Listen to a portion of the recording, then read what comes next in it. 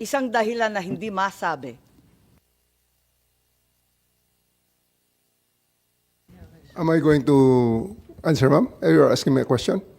Because I'm saying a while ago, and I think I was cut in the middle of the explanation, that I'm using that 125 just as a yardstick on how to I will look at the requirement of unreasonable.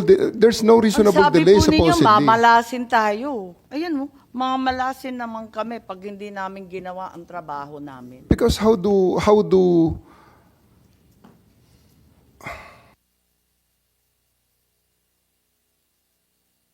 Po. Yes, General, nalilito ako. the person arrested with a warrant should be delivered to the judicial authority Did you without do that? delay? Which I did. Ang nagbigay ng warrant, ma'am, ay ang ICC. So, hindi man tayo nag-cooperate sa ICC, but we are cooperating with the Interpol. So, we assisted the Interpol in implementing the warrant. And dapat dalhin siya sa Alam mo, judicial Senator authority. Bato, please. Alam mo, General Torre, masyadong hirap intindihin yung kuan mo, yung justification mo. Hindi tayo nagko-cooperate sa ICC, pero nag-cooperate tayo sa Interpol. Anong basis ng Interpol, di ba, ang warrant ng ICC? So kung hindi mo na-recognize yung ICC, bakit mo sinunod yung pakiusap ng Interpol? Sabi mo, hindi nyo na-recognize yung ICC. Sir, for that Bakit mo question, sinunod yung request ng Interpol na napakadali lang na masabihin mo na, sorry, Interpol, we cannot implement that because we do not recognize the jurisdiction of ICC over Sir. this country. Sir, may I? Yeah. Sir Senator, ang problema ho kasi dyan, 9851 refers to an international tribunal, not necessarily the ICC. So, for us to surrender him to an international tribunal is within the bounds of the law. Ang nangyari po kasi dito, At then, sir, nag-withdraw po tayo sa ICC. Very clear sinabi mo. Nag-withdraw ho tayo sa ICC. Pero hindi po natin nirepeal yung 9851. Kaya ho, andun pa rin po yung kamandag na 9851 para maging basis po ng arrest. Pero kung nag-withdraw tayo sa ICC at nirepeal natin ang 9851, wala ho tayong problema. In the same way, na kung hindi tayo nag-withdraw sa ICC, entitled po sa extradition process ang presidente. Pero dahil nawala na po yung treaty with the ICC, ay hindi na po entitled sa extradition process. So yun po talaga yung nangyayari dito. Kaya nga, you keep on citing RA 9851. 51. Palagi yung sinasabi yan ang basis mo. Pero very clear naman na yung sinunod mo, yung ginawa ninyo ay binayulit ninyo yung konstitusyon. Ay, sabi mo nga kanina, kung may conflict ang konstitusyon at saka yung statutory law natin, nagpiprevail ang konstitusyon, bakit hindi nyo naisip na sundin ang konstitusyon? Binayulit yung Bill of Rights. Yung 9851 po kasi, nire-recognize nga po ng 9851 ang International Tribunal. Nire-recognize siya po eh. And it's something that was forgotten in the process of withdrawing from the ICC. Kaya naiwan po yun eh. That's why that option remained for the government to surrender the former president. Pero kung hindi ho tayo nag-withdraw sa ICC, ganun din po, he would have been entitled to Article 59 process of the judicial process. Iba-validate po sa court yung warrant. Alam mo sir, ito ibabalik ko sa iyo yung sinasabi mo. In July 2023, you mentioned in one of your interviews that if the ICC will come to the Philippines, you will consider it as usurpation of authority of the Philippine government and violation of Philippine laws. What are the laws you have in mind during the interview ito ho that yan, might be violated by the ICC? Kasi pagpapasok ko sila rito at prepresahin nila mag-imbestiga, then they will be usurping the power of the DOJ. Or marami ho talaga ma-violate na usurpation of authority po ang mangyayari dyan.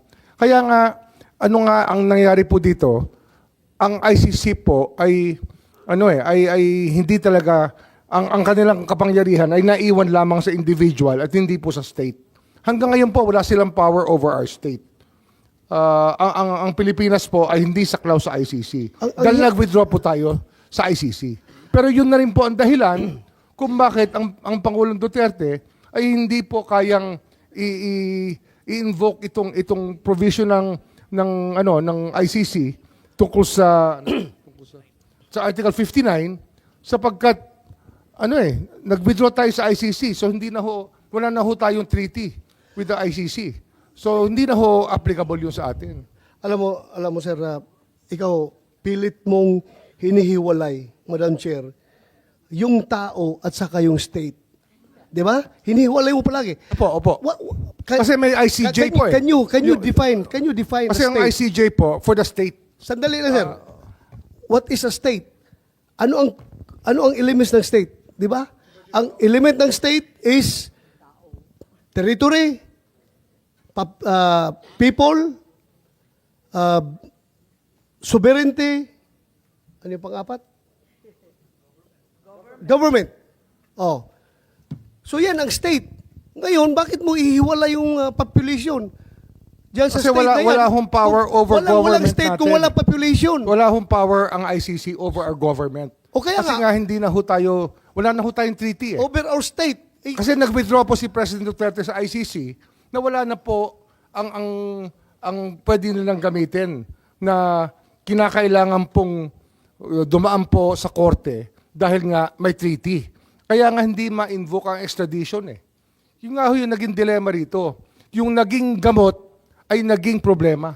Bakit mo sinurrender? Kung hindi nga ma-extradite, isurrender mo May pa. warrant of arrest po eh. May warrant of arrest po over the individual. Sabi mo naman, hindi natin recognize yung jurisdiction ng ICC. Kung mag-issue sila ng warrant, bakit mo i-implement? Alam niyo ho, we belong to a community of nations and mahirap na pong talikuran ng ating responsibilidad sa community of nations, especially that we have embraced international humanitarian law through Republic Act 9851. Mahirap.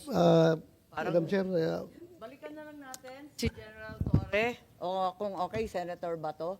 Balikan natin kasi yung arrest with a warrant, you know very well na arrest with warrant yung sinasabi ninyo. Alin ba talaga, arrest with warrant o warrantless arrest? Asa na ba tayo? Nalito na ako.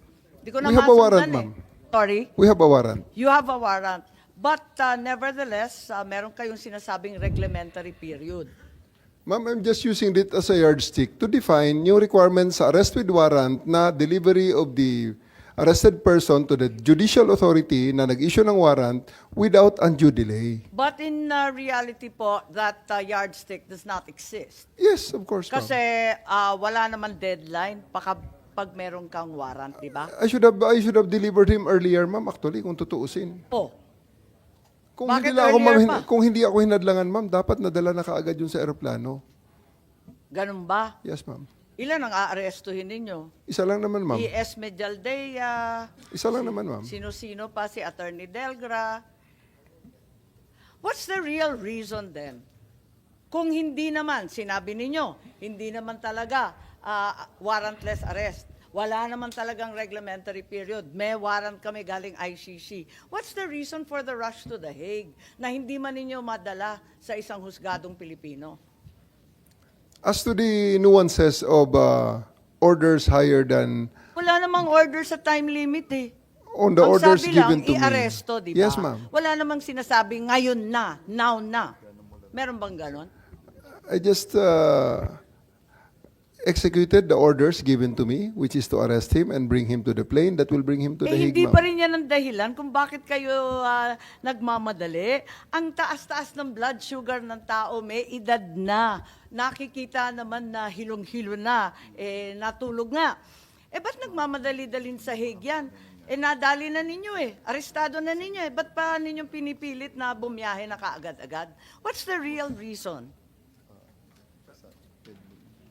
Kasi kung talagang reglementary period does not apply, yardstick lang, ano talaga yung totoong rason at wala nang iba? Di sana sinabi nyo nung unang pagdinig, malinaw naman na lahat ng simula noong unang pagdinig hanggang ngayon, pilit ninyong iniiwasan, sumagot ng totoo. Ano ba talaga yung dahilan na nagmamadali